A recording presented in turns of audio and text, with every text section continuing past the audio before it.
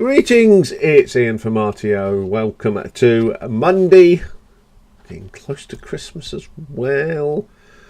It's not too bad out there. At least it's not raining. Anyway, today's album ranking is sort of a ranking that I sort of done this ages ago, and I totally forgot about it. And it's on the page that's got one left. This one, and it's Andy Scott's Sweet. Now, I did listen to this when I did Sweet way back, and I'd never really listened to much of Andy Scott, so I thought I'd give it a listen. There's some really good stuff, and there's some really not so good stuff. So, when Sweet split up in about 76, no, it was about early 80s, they actually think. Each founding member ended up forming their own version. Andy Scott went off with Mick Tucker, and he was with them for a little while. And then Steve Priest did. It was only Andy Scott's that actually made some studio albums. So this is Andy Sweet's, and there are 5 albums. So we're going to have a look at that today. So, at number 5. It's an album that released in January 2021, and it's called Isolation Boulevard. It was recorded during lockdown, and it's essentially re-recorded songs of the current band doing the old stuff. So on here is Andy Scott and on guitars and vocals, drummer Bruce Bishland, was around with Andy for such a long time. Lee Small, lead vocals, and Paul Manzi from Arena on some of the tracks, and Steve Mann on the guitar. So the tracks they chose to do was Fox on the Run, Still Got the Rock, Action, Love Is Like Oxygen, which is not a bad version, Hellraiser, 16s, the 16s, Blockbuster, Set Me Free, which is the best track on here. It's one of my favourite tracks, and this lineup do a great version of it. Teen Range Rampage and Ballroom Blitz. I love Sweets, but this just sounds like a tribute band, to be quite honest. Didn't need to do this, but I can understand they did something during COVID, etc. But it's not the best album. The only one I really like on here is actually Set Me Free. So I'm going to give that a 1 out of 10. Okay. At number 4, we have an album from 2012 called New York Connection. And this is made up of covers, and exception of a reworking of a Sweet B-side from 1972. So the lineup on this is Andy Scott on guitars and vocals, Pete Lincoln on bass, Tony O'Hore on bass and keyboards, and Bruce Bishland on drums. The first track they do is New York Groove, which was originally done by Hello in 75, and then Ace Frehley somehow did a version of it, and that got more gist. I prefer the original, and this is extremely bad.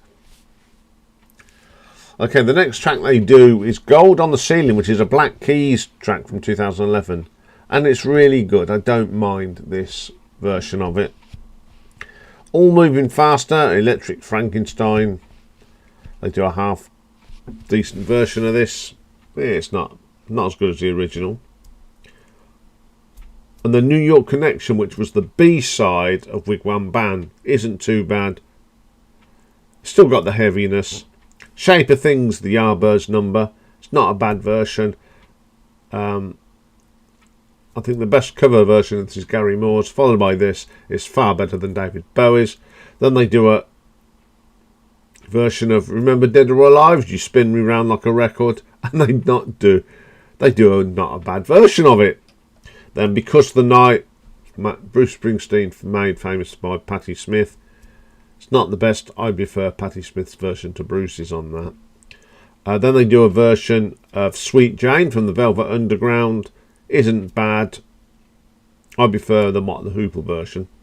Then they do a Ramones song, the Blick Street Bob, the best one on the album. Sounds a little bit better than the Ramones actually. On Broadway by the Drifters, a lot different, of course. And then Joined Together from the Who, and it's a little bit heavier, and it's not a bad version. Again, it is okay. You know, some of the tracks are good, some are not so good, so I'm just going to give this an RTO ranking of 2 out of 10. Okay, coming in at number 3 from 2002, Sweetlife. We've got Andy Scott on guitars, of course, and backing vocals, Jeff Brown on bass, Bruce Bishland on drums, and Steve Grant on the keyboards. So the first track is called Sweetlife, the title track. Very little strange track. It's got a nice middle bit in it. There's some nice guitar work from Andy. It isn't too bad, actually. Do It All Over Again. I love the start of this. It sounds a little bit like Action for some reason, but you can tell it's a sweet track with that sort of distinctive sound and guitar and Andy's backing vocals. Everything. Oh dear. It's gross. It's very synthy. Leap of Faith is pleasant enough, I suppose. You're Crazy is really cheesy. Don't like that one so much. Now, Never Say Forever. It's got a bit of cheesy keyboard. It's cringeworthy. It's not that best. Airheads. It's a bit of the arm waving in the air with the phones with the lights on, sort of rubbish. Yeah, So Far God Sud. Yeah, it's all right. Everyone Wants to Be Someone. The best track on here. It's got some great riffs from Andy. I don't mind that. Neon Psychedelia next. This is a good track. Quite heavy. And then we have this Sweetlife Over Under Chore. The instrumental. Nice. But I wouldn't associate it with sweet. What can you say about this album? It's an album of original tracks. Some are okay and some are cringeworthy. So I'm going to give that an RTO ranking of 4 out of 10. Okay, coming in at number 2. This is a complicated one because it's actually been released, I think, 3 times. So the first one came out in 1992. This one, Atty. And then it was reissued as The Answer in 2013, I think, and then another reissue, Dangerous Ground, in 1997. So there's all the 3 covers. So it's Andy Scott, Mal McNulty, Jeff Brown, and Steve Mann and Baldo Scroft on drums. So we'll go through this thing. So some of these are tracks appear on all the albums. Now Marshall Stack appears on all 3. The best version is the original mix. It's really gritty riff. Red Tape, again, this appears on all the albums. It's a great track, some nice riffs. The best version of this, I think it's the one that appears on Dangerous Games. It's warm beaty. Mind, a little bit wishy-washy pop. There isn't a good version of that at all. Do As I Say, all the versions are pretty good. I like that track. When Friends Fall Out, which is an old song, of course, re-recording of a 74 track, and it's bloody awful. Natural, that's alright. I think there's some nice versions on that. There's a live version of that sounds good. Am I Ever Gonna See Your Face Again, which is a cover of the Angels song. Great song by the Angels, and I think the best version of this is on the 1997 Dangerous Game. Then we've got Is It True? It's another re-recording of a sweet track. I like the original better. This is not very good. Nouveau Rockstar. It's not bad. I like the harmonies on that. It's got that sort of Queen sweet thing, and Queen sounds like Queen as well. Stand Up, a great track. I like the original of that. That's real good. Dangerous Game, cheesy keyboard at the beginning. That's all right. And then we get X-Ray Specs, which only appears on the reissue. It's all right. It's an old Everend cover. It's not too bad. I don't want to say Good Night. It's on Dangerous Games. It's a pretty solid track. Crudely Mott is the next one, though. This appears on the, I think this appears on the 2013 reissue. It's taking the mickey out of Motley Crue a bit. Do As I Say, which was a bonus track on Dangerous Games, it's okay. Stand Up, which is okay, it appears on as a bonus track on Dangerous Grounds. Now this is a crazy album, but